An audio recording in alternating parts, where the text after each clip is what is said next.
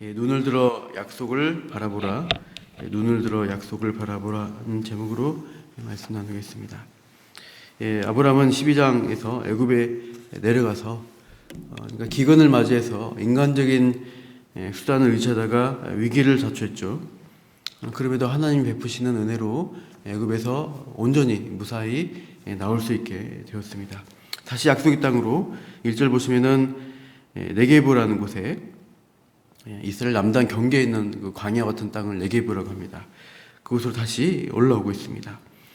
자신의 수고의 결과가 아니지만 은혜로 주어진 풍부한 소유와 함께 복귀하고 있습니다. 2절에 보시면 아브라함에게 가축과 은과 금이 풍부하였더라라고 합니다. 이렇게 많은 소유를 거느리고 하나님의 은혜를 누리고 이제 길을 떠나서 어디로 가는가, 계속 이제 3절 보시면 베델이라는 곳으로 올라오고 있습니다. 특히 이 베델과 아이 사이에 있는 이 보시면 전에 장막 쳤던 곳에 오는데 그곳에 무엇이는가 보면은 4절에 그가 처음으로 제단을 쌓은 곳이라. 그가 거기서 여호와의 이름을 불렀더라라고 말씀합니다. 예배드린 곳입니다. 창세기 12장 앞에 7절 보시면 가나안 땅에 처음 들어와서 제단을 쌓은 곳을 세겜이라고 하고 있습니다. 그리고 이제 12장 8절에 베델과 아이 사이로 이제 가서 거기서 여호와께 또 제단을 쌓고 특별히는 여호와 이름을 불렀다라고 되어 있습니다. 오늘 본문 4절에서는 이 베델과 아이 사이를 처음으로 제단 쌓은 곳이라고 하는데요. 사실 세겜이 제단 쌓은 곳이긴 한데 이곳을 더 의미 있게 처음 제단 쌓은 곳이라고 부르는 이유는 아마도 이제 여기서 여호와의 이름을 부르면서 정말 제대로 정식으로 예배를 드렸기 때문에 이곳을 지칭한 것 같습니다. 또 오늘 본문 4절에도 처음으로 제단 쌓은 곳이라는 의미를 두면서 돌아온 이 아브라함이 여기서 다시 여호와의 이름을 부르며 예배하는 모습을 보이고 있습니다. 바로 전에 이제 아브라함이 기근을 맞이했을 때 인간적인 힘으로 해결하려고 노력했죠. 그래서 물자가 있고 사람들이 모이는 어떤 사람의 것들을 의지할 수 있는 도시 같은 곳에 애굽으로 가서 잘 살아보려고 속임수를 써서라도 노력했는데 결과는 더 큰 어려움에 처하게 된 것이죠. 그럼에도 하나님이 함께해 주셔서 은혜를 주셨고 아브라함이 무사히 이곳을 애굽을 탈출하여서 이제 가나안으로 들어왔을 때 가나안의 사람들이 모이는 성읍으로 가지 않고 베델과 아이성 사이에 있는 어떻게 보면 변경이죠, 변두리죠. 거기에 원래 장막 쳤던 그 예배의 장소로 돌아옵니다. 그래서 그저 이전에 있었던 자신의 잘못을 회개하며 그럼에도 하나님의 주신 은혜에 감사하는, 그래서 예배를 회복하는 모습을 우리가 볼 수가 있습니다. 그런데 이 돌아온 상황에서 이 애굽에서 가지고 온 풍족한 재물과 가축으로 인하여서 분쟁이 일어나는 것을 볼 수 있습니다. 5절 이후에 보시면 조카 롯에게도 풍부한 재산이 가축이 생겼습니다. 그러니까 이 아브라함과 롯은 주로 이제 목축을 하는 사람이죠. 양과 소를 목축하는데 필요한 것은 목초지와 물입니다. 근데 이게 이제 장소가 좁다 보니까 그 목자들 사이에서 다툼이 일어나는 것을 볼 수가 있습니다. 7절 보시면 아브라함의 가축의 목자와 롯의 가축의 목자가 서로 다투고, 또한 가나안 사람, 브리스 사람도 그 땅에서 이제 땅을 가지고 어떤 일을 하겠죠. 부족한 거, 물자가 이제 부족하기 때문에 다툼이 일어나는 것을 볼 수가 있습니다.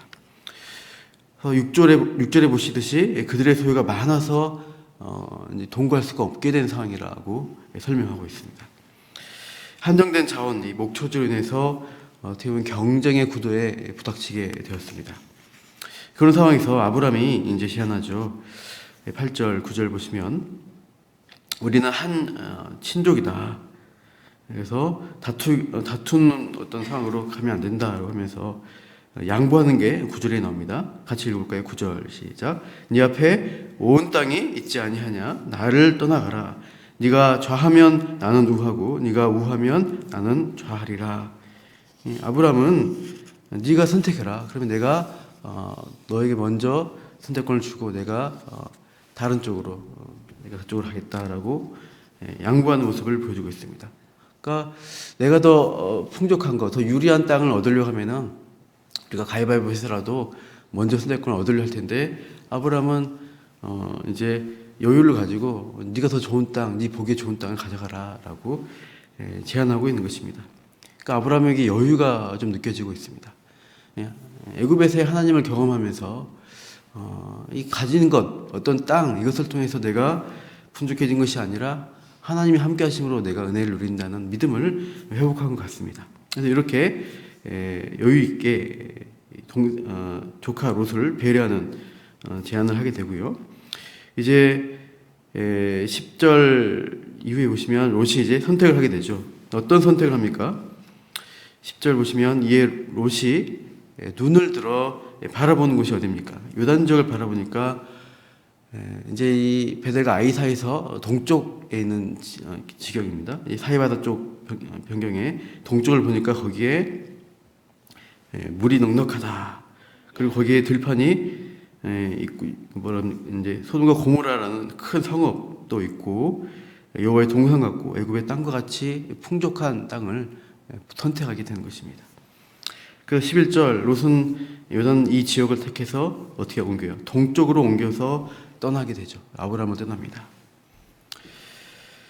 롯은 자기 눈에 보기에 좋은 땅을 선택했습니다. 인간적인 눈으로 볼 때 소돔과 고모라가 처한 그 목초지가 좋아 보이는 그 땅, 사람들 많은 도시로 가는 것이 살기가 훨씬 더 유리한 것이죠.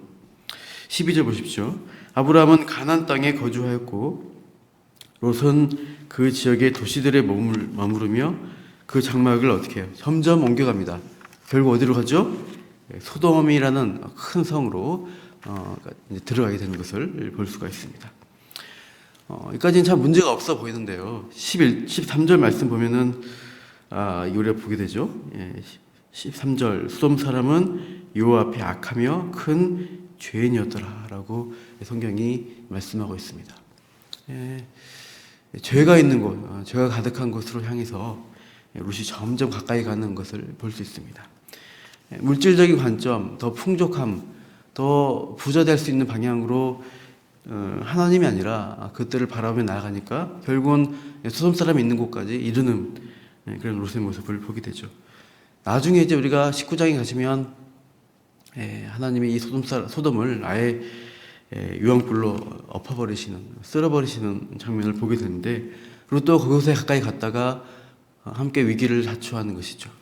지금께서 롯이 계속 약속의 땅을 떠나서 계속 인간적인 수단으로 잘 살 수 있는 곳 찾다가 죄 가운데로, 죄의 구름송이 가운데로 도시로 들어가는 모습을 볼 수가 있습니다. 근데 이 반면에 아브라함은 어떻게 하는가 보시면 우리 14절 말씀 한번 같이 읽겠습니다. 14절 시작. 롯이 아브라함을 떠난 후에 여호와께서 아브라함에게 이르시되 너는 눈을 들어 너 있는 곳에서 북쪽과 남쪽 그리고 동쪽과 서쪽을 바라보라. 하나님이 나타나셔서 말씀하십니다. 롯이 떠난 후에 참 하나님이 주신 약속을 어떻게 보면 약속의 자리를 버리고 세상 사람들이 좋아하는 그쪽을 따라간 이 롯이 어떻게 보면 이제 떠나간 것이죠. 그 위에 하나님이 약속을 주시는 것이죠. 롯이 바라본 눈을 들어 롯이 풍족한 세상을 바라봤을 때 하나님은 뭘 보러 가십니까? 눈을 들어서 지금 네가 있는 곳에서 동서남북을 보라는 것입니다. 지금은 도시가 아닙니다. 가나안 땅 성읍 경계에서 예배의 장소에 서 있는 이 아브라함에게 눈을 들어서 보라는 것이에요. 그죠? 약속의 땅, 약속을 주신 그 하나님의 말씀을 믿고 네 믿음의 눈으로 이 땅을 바라보라라고 말씀하십니다. 15절 말씀. 보이는 땅을 내가 너와 네 자손에게 주리니 영원히 이르리라 말씀합니다. 눈에 보이는 땅으로 가지만은 하나님은 그 눈으로만 보는 것이 아니라 믿음으로 보라라고 말씀하십니다. 아직 아브라함에게는 자손이 없어요. 나이가 점점 들어가고 있는데 전혀 자손 없는 그 아브라함을 하나님이 우르에서부터 부르셔서 너를 복의 근원으로 세우셨다라고 계속 이끌어 오셨고 지금도 약속이 자녀가 생기지 않았습니다. 그럼에도 하나님은 네 자손에게 줄 땅이다라고 믿음의 눈으로 보라고 말씀하시고 있고 그 땅의 소유권을 너에게 주겠다는 것이죠. 지금은 가나안 사람들이 그 땅에 성읍을 짓고 잘 살고 있습니다. 그러나 장차 너희 자손이 16절 보면 땅의 태클처럼 많아질 것이고 네 자손이 그렇게 이 땅의 소유주가 될 것이다 라고 약속을 하시고 있어요. 이미 되어지고 이미 내가 가서 하면은 뭔가 얻을 것들을 기대하면서 가는 것이 아니라 하나님이 주실 것들, 이루신 것들을 눈을 들어 보라라고 하나님이 명하시고 있습니다. 그리고 이제 아브라함의 반응은 무엇입니까? 18절 장막을 옮겨서 또 헤브론이라는 곳으로 가서 그곳에서 또 어떻게 해요? 여호와를 위하여 제단을 쌓는 예배의 삶을 살아가며 믿음을 고백하고 계속해서 약속 가운데 살아가는 모습을 우리가 보게 됩니다. 오늘 하루 우리가 살아가실 때 눈을 들어서 우리가 무엇을 보실까요?